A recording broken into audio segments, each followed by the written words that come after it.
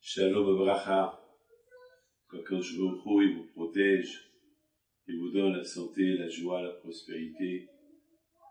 Be'ezat Hashem, nous sommes pendant le mois de Elul. Elul, c'est le mois de miséricorde, le mois où l'homme, la personne, s'approche à Hashem. C'est bizarre.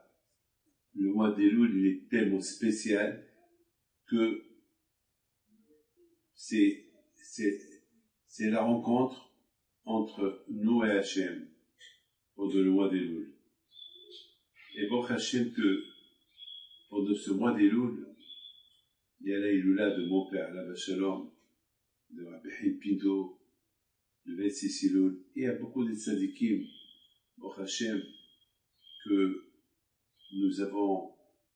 on les a désignés comme avocats dans notre monde. Elul, c'est un mois de Heshvon Nefesh, de prise de conscience. Comment j'ai fait l'année dernière et comment je vais redevenir cette année, comment je vais m'améliorer. On dit Elul, c'est les initiales de Ani et Dodi, Vedodili. Je suis pour Hachem et Hachem il est pour moi. Ce matin, c'était la première fois que j'ai écouté le shofar depuis un an. Depuis l'année dernière, j'ai pas écouté le shofar et ce matin, je l'ai écouté. Ben, ça m'a fait quelque chose. Ça m'a fait quelque chose. Ça m'a fait que le shofar, il nous aide à avancer vers Hachem. Comme le prophète dit,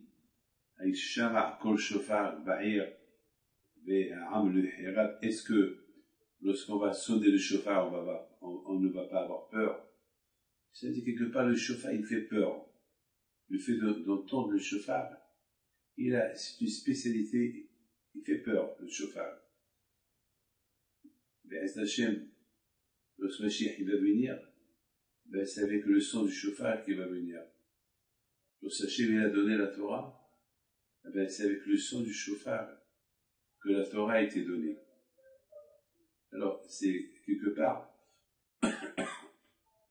le shofar, il nous aide à s'améliorer, il nous aide à se rapprocher davantage vers Akadosh Baruch Hu. La question que je me pose, c'est quoi le shofar? Il y a Hachamim qui disent que le mot shofar, c'est du verbe shipur. Le mot shofar, c'est du verbe shipur, ça veut dire s'améliorer. Comment le shofar, il améliore la personne? Comment, mes amis, comment le shofar, il améliore la personne? Comment? C'est un son. Alors comment ce son du shofar, il a cette force d'améliorer la personne? Ben, mes amis, la réponse, elle est la suivante.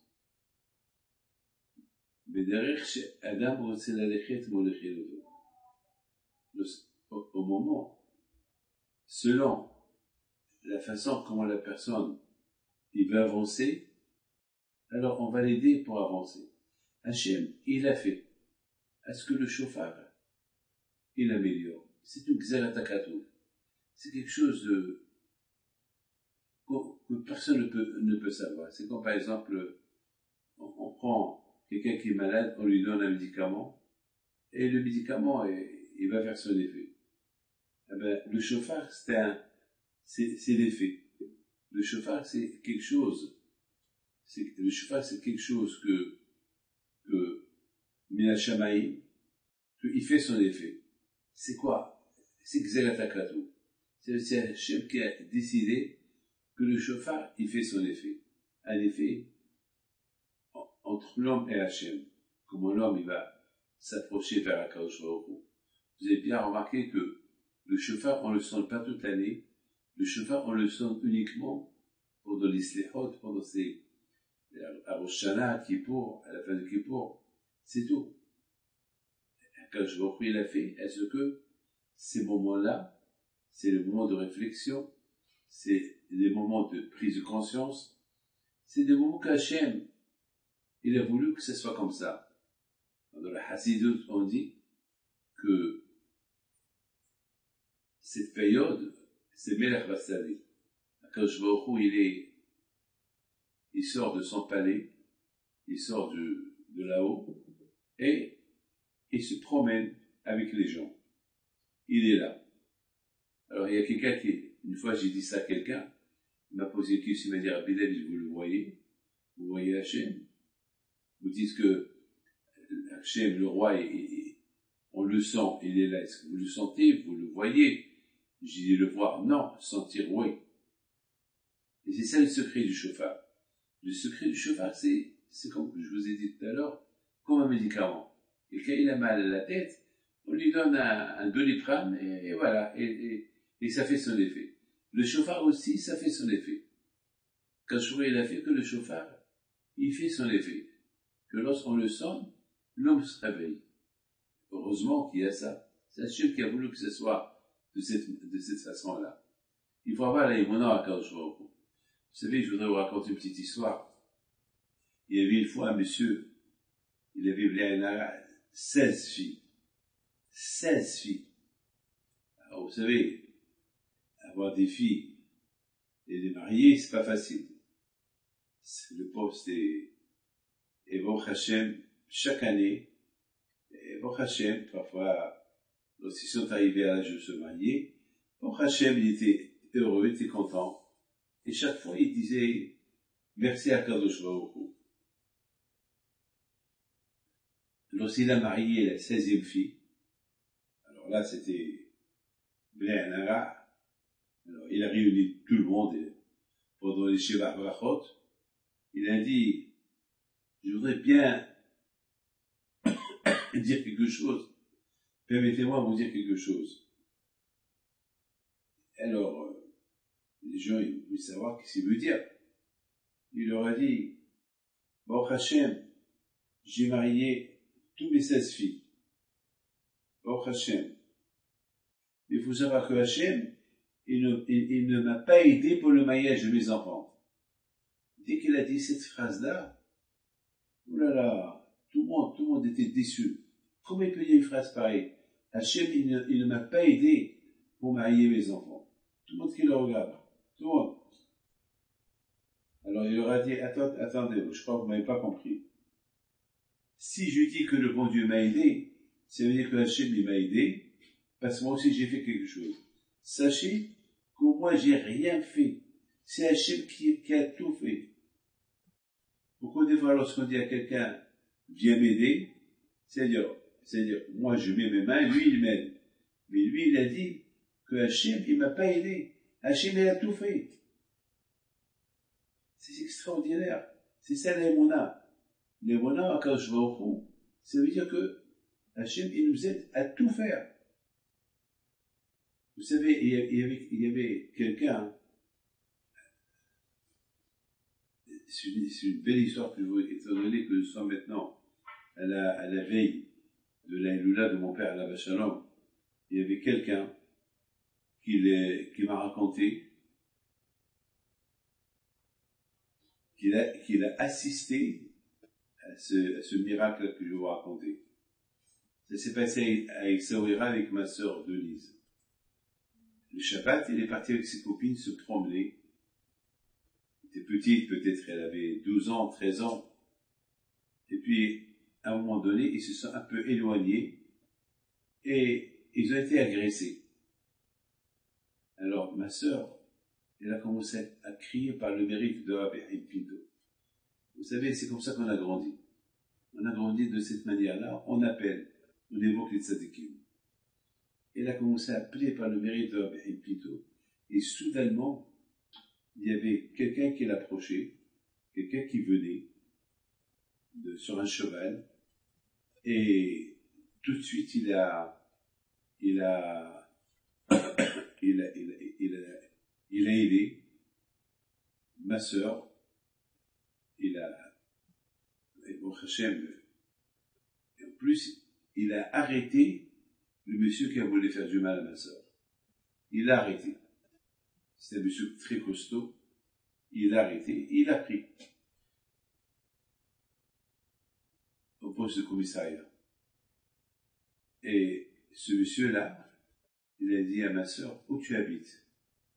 Alors elle lui a dit déjà merci, tu m'as sauvé ma vie. Et puis elle l'a accompagné jusqu'à la maison. Mon père, alav shalom, était debout. On dirait qu'il attendait quelque chose. Il attendait quelqu'un. Et à un moment donné, mon père, alav shalom, dès qu'il voit ma sœur, il lui dit, Baruch Hashem, que tu es là. Alors, il lui a montré le livre de Tehillim. Il a dit, c'est avec ce livre-là que je t'ai protégé. Je priais.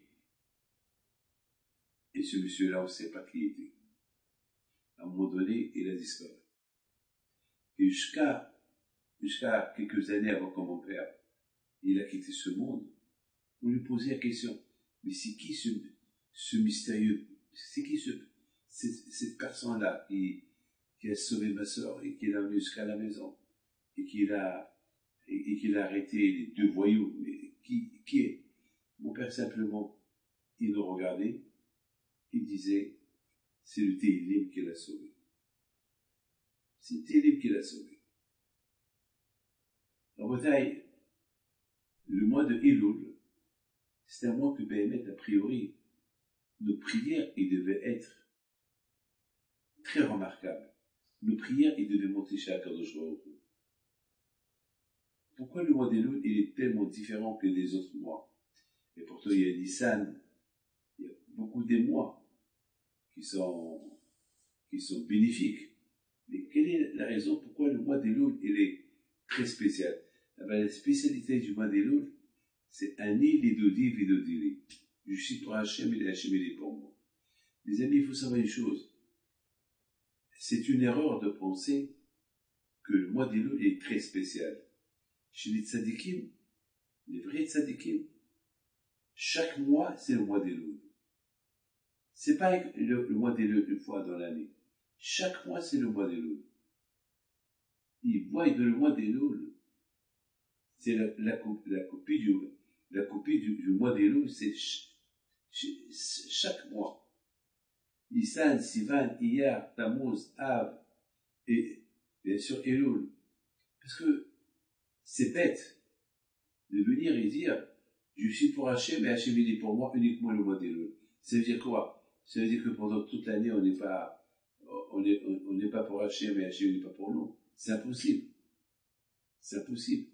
Mais mes amis, vous savez une chose, la spécialité du mois d'Elul, c'est que le mois d'Elul, il y a un avantage. Il y a un grand avantage. C'est quand, par exemple, on remplit, vous savez, on remplit les verres de la bouteille. Le mois d'Elul, c'est la bouteille. Avec le mois d'Elul, on remplit tous les 12 verres de toute l'année. Il a une spécialité, le mois d'Elul. Très, très spécial. Mais chez les vrais tzadikim, le mois d'Elul, c'est pareil comme tous les mois. Il n'y a plus de différence. Vous savez, lorsqu'on mange le poulet, c'est le même goût. C'est le même goût. Le goût du poulet ne change pas. Vous savez, même que le mois de Av, c'est un mois terrible, c'est un mois très très triste, le mois d'Av, mais Hachamim, ils nous disent que Vedavka, justement, le mois d'Av, on peut progresser et on peut s'élever plus que n'importe quel mois de l'année, le mois d'Av. Justement, à cause que le mois d'Av, c'est un mois qui est très triste, eh ben, dans cette tristesse-là, lorsqu'on a les mona Akadosh Baruch Hu, que Be'ezat Hashem, cette tristesse, elle va devenir une joie, alors Akadosh Baruch Hu, il aide. Il faut savoir que, c'est quoi l'aïmouna?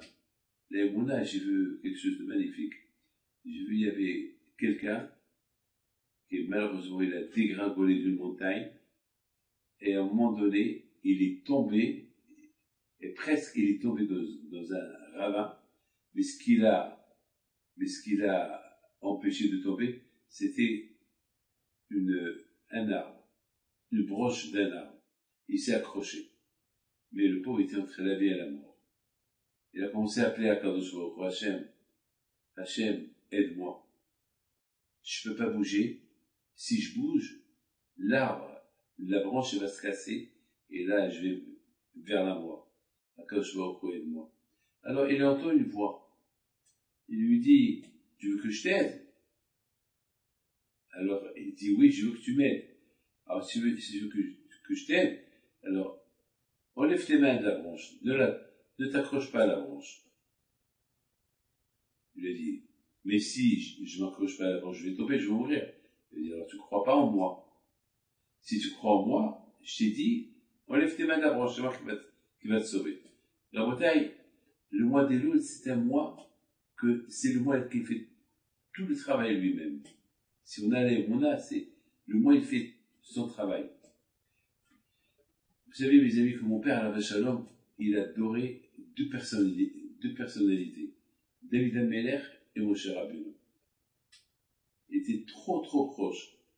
Tout le temps, mon père Alav Shalom, il parlait de Moshe Rabbeinu. Tout le temps, il parlait de Moshe Rabbeinu. Et bien sûr, tout le temps, il parlait de David Ameler. Tout le temps, il parlait de David. D'ailleurs, il n'y avait pas un jour qu'il ne faisait pas, qu'il ne va pas lire 2 fois, 3 fois le Tehillim. Alors, j'ai commencé à réfléchir, ces derniers temps. Quelle est la raison pourquoi mon père Alav Shalom, il aimait ces deux, enfin, nous aussi on les aime, mais il avait un attachement extraordinaire vis-à-vis d'eux.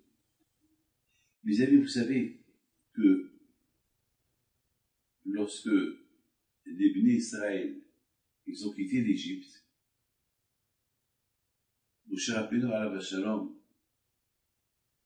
il a tout fait pour que les Bnei Israël, ils auront tout ce qu'il faut. Les Bnei Israël, beaucoup de fois, ils étaient méchants avec Moshe Rabbeinu. Et Moshe Rabbeinu, Alav Shalom, il avait la patience avec eux. Et malheureusement, avec eux, lorsqu'ils ont critiqué Israël,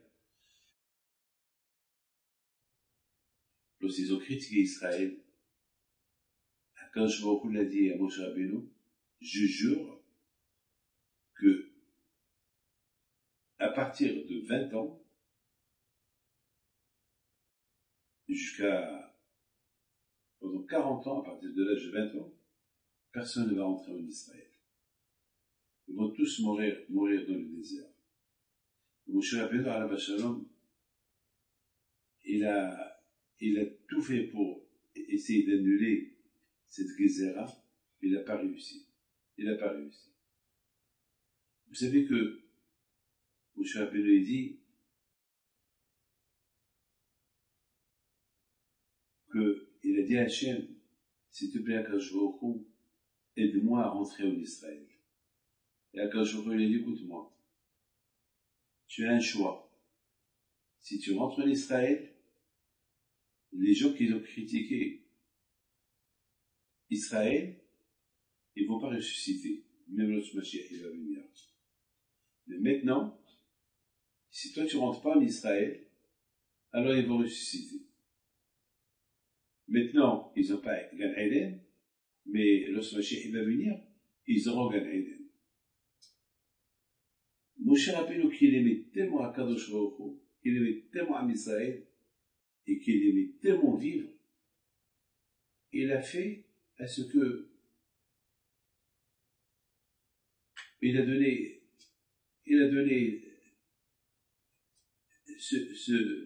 le plaisir au Bnei Israël de ressusciter plus tard. Il a préféré ne pas entrer en Israël pour que les Bnei Israël ils rentrent, ils vont ressusciter lorsque Mashiach va venir. Et je me suis posé une question. Je ne comprends pas.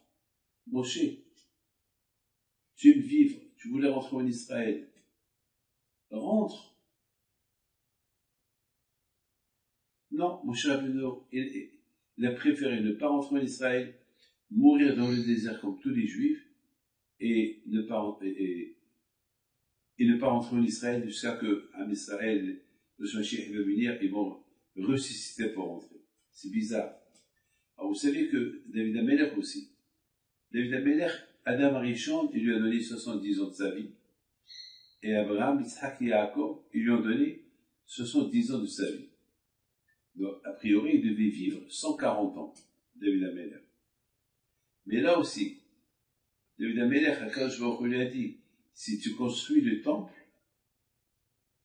alors les gens qui sont morts dans le désert, ils ne vont pas ressusciter. Alors, Moshe Rabbeinu a dit, je préfère ne pas vivre 140 ans, je préfère vivre uniquement 70 ans, mais je veux que les Juifs, qui ont critiqué Israël, et qu'ils n'ont pas Gan Eden, mais ils auront Gan Eden, le Mashiach, il va venir, je préfère leur donner cette place-là, et moi je ne construis pas le Beth Amikdash. Je me suis toujours posé cette question. Quelle est la raison? Quelle est la raison? Pourquoi Moshe Rabbeinu, il a donné sa place au Bnei Israël pour ressusciter? Mais c'était méchant. Pourquoi David Amelech, il n'a pas construit le Beth Amikdash? Il a donné sa place à Shlomo Amelech pour que les Bnei Israël, ils vont ressusciter avant que Mashiach vienne. Quelle est la raison? A priori, à Rabotai, chacun, vous imaginez c'est quoi 70 ans pour David Amelech? Vous savez, on dit qu'une nuit de Torah de David Amelech, c'est l'équivalent de 40 ans de Torah d'un grand Talmid Chacham. Alors, si David Amelech, il va vivre encore 70 ans, 70 plus 70, c'est magnifique, non? David Amelech, il a préféré. Vous savez pourquoi? Parce que Moshe Rabbeinu alav shalom, il avait une idée dans sa tête. Il a dit, si moi, je suis prophète, si moi, Moshe, j'ai eu le scout de monter au ciel pour apporter la Torah, si la Torah, elle porte mon nom, ben c'est grâce à ces Juifs-là qu'ils ont quitté l'Égypte. C'est grâce à eux. Donc, puisque je suis ce que je suis grâce à eux, alors puisque c'est grâce à eux que je suis ce que je suis, alors je préfère que... Vous savez, mes amis, ils ont vu des miracles. Ils ont vu les 10 plaies en Égypte. Ils ont vu qu'Atem souffre. Lorsque les Juifs, ils ont traversé la mer. Ils ont vu des choses magnifiques. Ils ont vu des miracles. Vous imaginez que lorsque Mashiach va venir, les Juifs, ils vont poser des questions. Est-ce qu'il y a parmi nous ceux qui ont connu la sortie de l'Égypte? Non, personne. Pourquoi?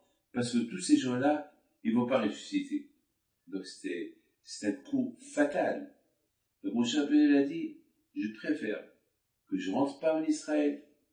Je préfère que je meure dans le désert et que je sois enterré dans le désert pour que avant que Mashiach va venir, ils vont ressusciter tous ceux-là qui ont critiqué Israël. Regardez l'amour qu'il avait Moshe Rabbeinu pour Am Israël. Et de même, David Amelech. David Amelech, c'est lui qui va faire le Kiddush. Lorsque Mashiach va venir, David Amelech, il va faire le Kiddush. C'est le fameux Kiddush de Mashiach. Et avec ce Kiddush-là, David Amelech, il a dit, à quoi sert ce Kiddush-là? Ils ne vont pas être présents, ceux que grâce à eux on a reçu la Torah. Ceux qui sont sortis d'Égypte. C'est vrai, ils ont fauté. Ils ont critiqué Israël. Mais, puisqu'il y a une chance qu'ils vont ressusciter par rapport, si je ne construis pas le Beth Amikdash, alors je fais ce sacrifice-là. Maintenant, j'ai compris pourquoi mon père alav shalom, il aimait David Amelech, il aimait Moshe Rabbeinu. Il les aimait par rapport au sacrifice qu'ils ont fait. Et mon père alav shalom, nous aussi. Vous imaginez, lorsqu'ils m'ont envoyé à la yeshiva, quel sacrifice il a fait. Moi, j'étais jeune. J'étais petit, j'avais 8 ans et demi. Je ne sentais pas Moi, je pensais rien qu'à l'avion. Je pensais rien au train. Je pensais rien je ne sais pas, moi. Le sacrifice, c'est mon père, c'est ma mère qui ont fait. Ce sacrifice-là. Je comprends pourquoi, alav shalom, mon père, toute sa vie, Je voudrais vous raconter une histoire. Lorsque, un jour, c'était un vendredi, avant Rosh Hashanah, avant Pesach, c'était Shabbat Hagadol, et j'étais bébé, j'avais peut-être 7 ans, 8 ans, 7 ans peut-être, ou 6 ans, et je courais derrière vous savez, Essaouira, c'est la ville des souris, c'est la ville des rats, c'est la ville comment ça s'appelle, des chats, il y a plein. Alors, beaucoup de fois, je courais derrière les chats. Il y avait un chat qui était marrant, qui était mignon, et je voulais le prendre. Vous savez, à un moment donné, à la maison de Rabbi Pito, j'avais fait une collection des chats. J'étais petit, j'étais comme ça. Vous savez, chacun ses bêtises. J'ai carrément, ça que mon père, beaucoup de fois, il entendait des chats qui se disputaient. Il est monté, il a trouvé des centaines de chats, il les a tous libérés, les pauvres. Bon, accompagné mes amis, il y avait un chat qui était mignon et je voulais l'attraper. Alors, il s'est passé que je courais derrière lui, il est monté à la synagogue de Rabbi David Ben Hazan, qui était l'ami de Rabbi Haïm Pinto. Je suis monté derrière lui. Et à un moment donné, il arrive à la terrasse, je ferme la porte de la terrasse, et je commence à courir derrière le chat. Il n'avait pas où se sauver. J'avais pas peur d'eux. J'avais une tactique comment les attraper. Alors, j'étais jeune. Aujourd'hui, les choses ont changé, mais c'est comme ça. Alors, dans cette terrasse, il y avait là-bas un verre, une véranda. Une petite véranda, un verre très fin. À travers ce verre-là, la lumière du soleil est pénétrée à la synagogue de Rabbi David Ben Hazan. Donc, j'ai bien fait attention pour ne pas que je marche sur le verre, sinon je tombe. 50 mètres à Shemishmor, ce sera ma fin. Et je tape pas chez Moulahad. Merci à Hachem pour les miracles qu'il m'a fait. Mais j'ai fait un faux pas, je suis tombé. Je peux pas vous dire exactement combien je me suis accroché. Je peux pas vous dire. Mais je sentais qu'il y avait quelque chose en dessous de mes pieds. Quoi, je peux pas vous dire. Mais j'avais pas le courage de lâcher mes mains. C'était la veille du Shabbat. Entre-temps, la femme, il y avait une femme qui est venue à la synagogue pour allumer les veilleuses, et elle a vu mon corps qui était suspendu. Alors, tout de suite, elle est montée, elle a appelé quelqu'un, et Baruch Hashem, ils m'ont sauvé la vie. Alors, Shalom, pendant ce moment-là, mon père, Alav Shalom, il était en train d'étudier la Torah. Et lorsqu'ils m'ont accompagné à la maison, mon père, Alav Shalom, toute la nuit, il n'a pas dormi. Il voulait savoir comment j'étais suspendu. Comment ça se fait que je ne suis pas tombé? Et chaque fois, il me disait, David, tu sais, ne crois pas que c'est Rabbi Pito qui t'a protégé. C'est la Torah que j'étais en train d'étudier. C'est elle qui t'a protégé. C'est la Torah. N'oublie pas, il n'y a que à travers la Torah tu vivras. Mes amis, demain soir, si Dieu veut, c'est la Hiloula de mon père, Alav Shalom. Demain soir, on sera là-bas. Nous allons faire une bracha pour vous tous. Nous allons vous l'envoyer. Mais étant donné que ce soir, j'ai décidé ce soir que nous allons partir pédaler parce que demain soir, peut-être il y aura beaucoup de monde, donc on ne va pas être les seuls. Donc j'ai préféré que ce soir, on pèlerine mon père Alav Shalom, et je voudrais, mes amis, vous faire associer avec très belle histoire avec mon père. Vous savez que Alav Shalom, il avait, comme tout à l'heure je vous ai dit, il adorait David Ameler, il adorait Moshe Rabbeinu par rapport au sacrifice qu'ils ont fait pour Am Israël. Mais mon père, Alav Shalom, le plus grand sacrifice, des sacrifices qu'il a fait dans sa vie, c'est qu'il a perdu ses dents. Depuis l'âge de 40 ans. Depuis l'âge de 40 ans, il n'avait pas des dents. Il n'avait pas des dents. Le pauvre, il n'arrivait pas à mâcher et presque il avalait le manger. Et combien de fois on lui a dit, papa, mais aujourd'hui c'est simple, tu peux arranger les dents. Mais aussi il avait un problème dans les oreilles. Et là aussi il y avait une réponse spectaculaire. Il disait, Akadosh Baruch Hu m'a donné mes dents, il me les a pris. Akadosh Baruch Hu il m'a donné l'usage d'entendre, il me l'a pris. Je ne veux pas du faux. Là, c'est cette émouna qu'il avait. Et je vous donne la parole d'honneur. On ne comprend pas. Beaucoup des fois, on parlait doucement, il écoutait. Beaucoup des fois, il écoutait. Un jour, ma mère, il a voulu lui faire un coup. Ma mère était marrante. Très marrante, ma mère. Beaucoup des fois, elle lui faisait des coups. Parce que ma mère, elle savait que mon père jamais regardait les femmes et jamais il voyait toutes les personnes qui viennent chez lui. Il les voit pas toujours. Ses yeux sont sur le livre ou par terre. Il s'est passé que ma mère, elle a voulu lui faire un coup, et puis elle s'est déguisée, elle avait des talents, elle est rentrée à la maison, se disant, elle veut une bracha. Elle a un peu changé sa voix, elle a commencé à demander des brachot à mon père. Et mon père, la Shalom, il a commencé à la bénir. Alors voilà, il dit qu'elle s'appelle Madeleine, Bat Simha. Alors mon père, il lui dit, tu as le nom de ma femme et le nom de sa mère. Bon. Et après, il lui demande une bracha pour son mari. Et elle dit, Moshe Aaron ben Mesouda. Et mon père, Alav Shalom, il a fait un petit sourire. Et jamais il a regardé. Hein. Il a dit, waouh, ton mari, il a le même nom que moi et ma mère. Alors maintenant, elle commence à demander des brachot pour les enfants. Denise, Rabbi Haïm, moi. À un moment donné, mon père, Alav Shalom, il dit, mais c'est extraordinaire, j'ai jamais vu une chose pareille. Que tu as les noms de tes enfants comme les noms de mes enfants. Et à un moment donné, une fois que ma mère elle a terminé, elle a commencé à rigoler. Alors mon père, il a pris la chose au sérieux. Il lui dit, Madame, pourquoi vous rigolez? Il dit, ben je suis Mazel, c'est moi Madeleine. Mon père lui a dit, quoi?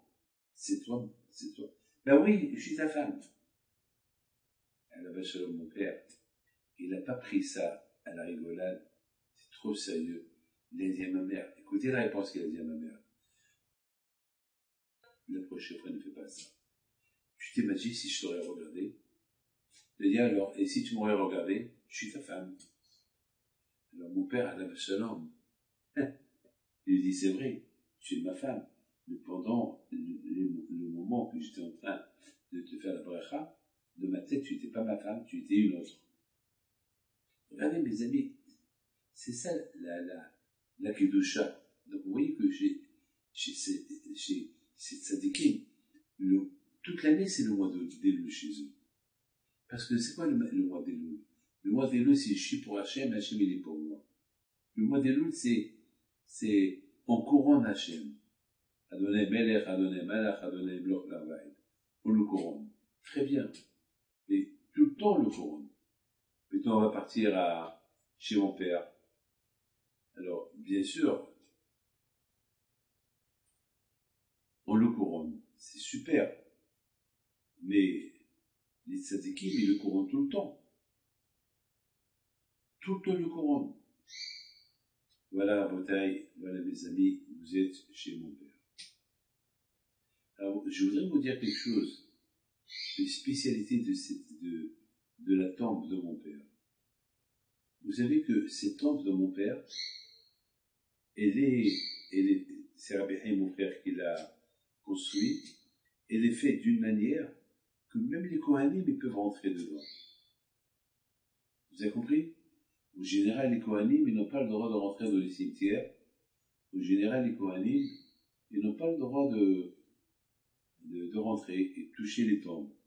Mais là, même les Kohanim, ils peuvent rentrer. Vous voyez pourquoi? Parce qu'il y avait une cheminée.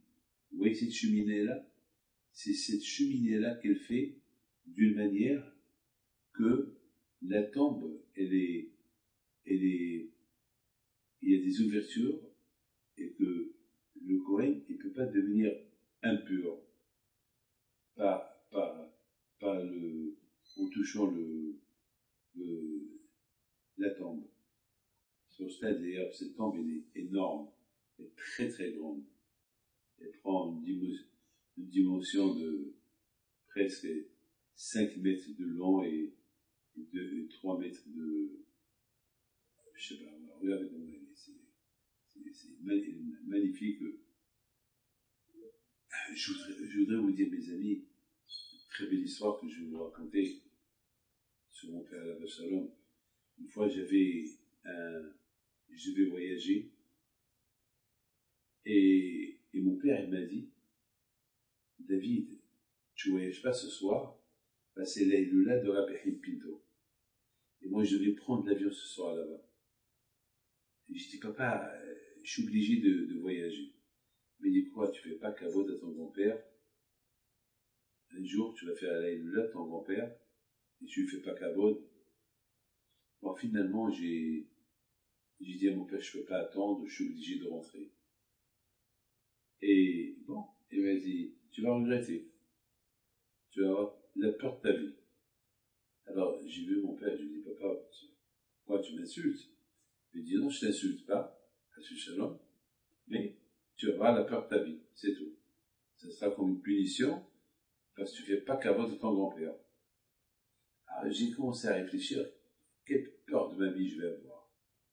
Bon, je suis parti à Ben Gurion, j'ai pris l'avion pour aller à Lyon. C'était un vol direct de Tel Aviv-Lyon. Voilà, c'est une histoire qui date peut-être 40 ans. Et c'était avant mon mariage. Hein. Et voilà, j'arrive à l'aéroport, j'enregistre le bagage, et à un moment donné, bon, l'avion a décollé, et vers la Grèce, à 1h30, il fallait voir, il y avait le temps était très mauvais, à tel point que même le pilote, il a dit, c'était pas prévu tout cela, je vous en prie, asseyez-vous, ne bougez pas, parce que vraiment, la situation n'est pas, au lieu de le réconforter, nous a fait plutôt peur. Je dois parole d'honneur, c'était la peur de ma vie. L'avion, il montait, il tombait, il montait, il tombait. Vous savez, il y avait du bruit, c'est inimaginable. Pour moi, c'était la fin. J'ai cru que c'était la fin. Et je me suis rappelé de mon père, et j'ai dit, papa, pardon. Voilà, pardon. Et j'ai pris la décision que dès que j'arrive en France, je reprends le même vol, retourner en Israël et dire pardon à mon père. Et c'est ce que j'ai fait. Lorsque je suis rentré à la maison, mon père, Alav Shalom, il me dit, alors comment s'était passé hier soir? J'ai fait un sourire. J'ai dit, papa, mais tu as pris un gros risque, j'aurais pu mourir. Il me dit comme ça, avec une émouna, il me dit, David, n'aie pas peur, je sais ce que je fais. Je veux simplement que tu saches qu'on donne priorité aux tzadikim et on donne priorité à Kadosh Baruch Hu. Et c'est ça le mois. Vous savez que mon père, Alav Shalom, il adorait le mois d'Elul. L'Elula de Rabbi Pinto le 26 Elul, il aussi était au Maroc. Il faisait une petite annonce dans le journal Le Petit Marocain. ou La Vigie, c'était un journal marocain, il écrivait comme ça. Il écrivait le 26 Iloul, date bénéfique. Date bénéfique. Comme ça, il écrivait. Et une fois, je dis à mon père, mais tu n'as pas peur d'écrire dans les journaux marocains 26 Iloul, date bénéfique? Il me dit, David, c'est ça le Hémet. La date, elle est bénéfique, elle est bien. Et pour les Marocains, et pour les Juifs. Alors, vous savez, mon père Alain Shalom, il a encore fait un article dans le journal marocain. Il a encore expliqué pourquoi la date de Elul, elle est bénéfique, et pour les Marocains, et pour les Juifs, et pour le monde entier. Et il s'est passé quelque chose d'extraordinaire. Que la loterie de ce jour là-bas qu'elle a gagné, et ils ont fait les résultats de la loterie gagnante à côté de l'annonce que mon père il a fait, date 26 Iloul, date bénéfique. Et quel chiffre il a gagné? 26 414. Et mon père avait dit 26, c'est le chiffre de Dieu. 414, c'est 414, c'est le chiffre numérique de David. David. Parce que si on écrit Dalet, Vav, Dalet, c'est 14 et c'est David. C'est-à-dire que mon père Lavachon disait, voilà ce qui fait de cette date-là une date bénéfique, parce que Mashiach, ben, Hashem, il viendra avec très très très très bientôt. Et c'est comme ça qu'on a grandi à la maison. On a grandi à la maison avec une émouna. Vous avez compris? Voilà, il y a quelqu'un ici, parmi ces gens qui sont là, il avait un problème. Son fils, il n'arrivait pas à parler. C'est moi qui lui ai dit de venir.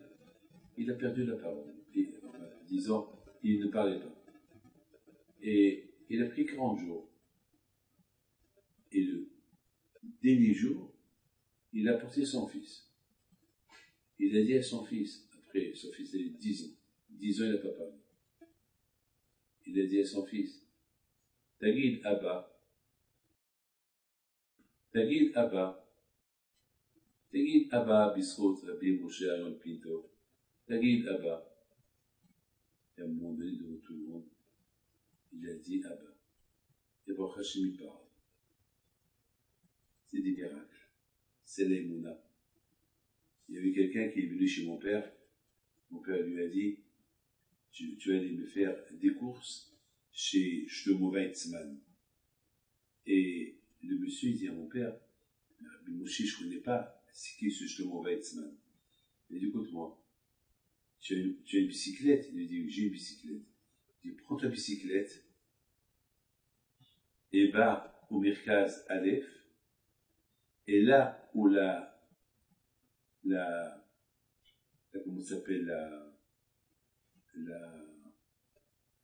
la chaîne, elle tombe, ça veut dire que la bicyclette ne peut plus rouler, c'est là-bas chez mon Weizmann. Et ce monsieur-là, il s'appelle Mor Yosef, il a commencé à rigoler. Il dit, quoi, Rabbi Moshe, moi je ne connais pas où aller. Et vous me dites que la chaîne, elle va tomber à côté du magasin de Shlomo Weizmann. Mon père, il le regarde, il dit, quoi, tu ne crois pas? Tu n'as pas d'Emouna? Il dit, oui, Rabbi Moshe. Ben, c'est ce qu'il a fait. Il a pris la bicyclette, il est parti. Et lorsqu'il est arrivé à un endroit, il s'est passé quelque chose. La chaîne, elle est tombée. Alors, il ne savait pas quoi faire. À un moment donné, il y a un monsieur qui vient vers lui. Il lui dit, tu sais arranger la chaîne? Il dit, non, je ne connais pas arranger. Ben, je vais t'aider. Alors, à un moment donné, il lui dit, mais qui es-tu? Il dit, moi, Yosef. Ah, Mor Yosef. Il y a beaucoup de gens Mor Yosef ici, à H2. Et Tu es d'Ashdod? Il a dit non, je suis pas d'Ashdod, je suis de Yavne, mais j'ai entendu que Rabbi Moshe Pito, il est là, donc je suis venu pour recevoir le bracha. Il dit quoi, Rabbi Moshe Pito, il est là? Il dit oui, il est là. Très bien, très bien, très bien. Alors, il lui dit, alors je vais aller le voir. Je vous en prie, avant d'aller le voir, et si vous connaissez quelqu'un qui s'appelle Shlomo Weizmann, parce que Rabbi Moshe Pito m'a donné une liste pour acheter des choses chez lui parce qu'il aime ma collègue. Et le monsieur lui dit, c'est moi, Shlomo Weizmann. Comment vous comprenez ça? Comment? C'est ça la bataille des tzadikim. Les tzadikim, ils ont une force, la force de la parole. Parce qu'ils sont tellement attachés à Kadosh Baruch Hu. Chez eux, c'est pas Elul, une fois dans l'année. Elul, c'est tout le temps. Tout le temps, ils sont proches d'Hachem. Ils sont Hachem tout le temps, non-stop. Et c'est ça le courage des tzadikim. Voilà, mes amis. Voilà. Priez. Demain soir, si Dieu veut, c'est la Elula. Donc, avec Hachem, il y aura, voilà, si Dieu veut, avec Hachem, on sera là. On va faire un petit film et vous l'envoyer vers Hachem.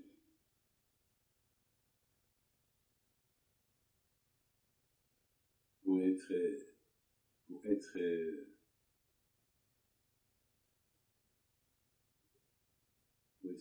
au rendez-vous, si Dieu veut, demain soir, à partir, si Dieu veut, de 10h30 à 11h du soir, Israël, et il faut calculer.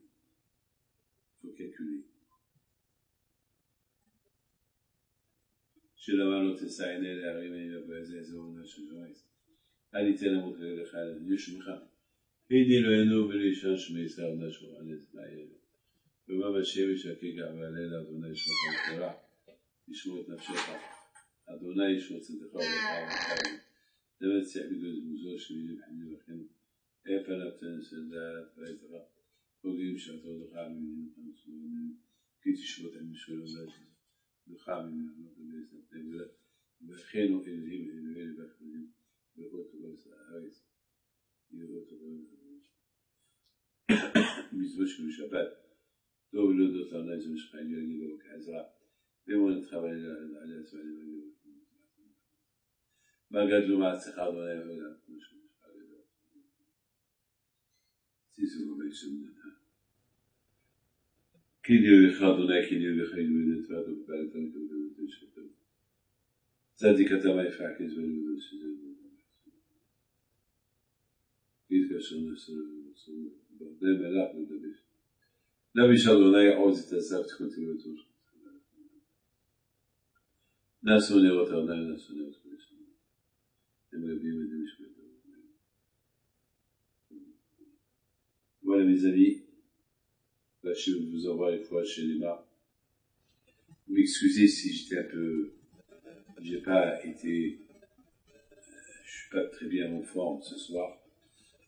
Mais ça va, tout va bien pour Hachem. Grâce à Dieu. Donc, même on m'a dit d'annuler le cours, j'ai pas voulu l'annuler. C'est un cadeau de mon père, Shalom. Que je vous envoie tous la fois chez les mains. La santé, la joie, la prospérité, la Hachem, Bisot Abehim Pinto, Bisot mon Père soit avec vous. Amen.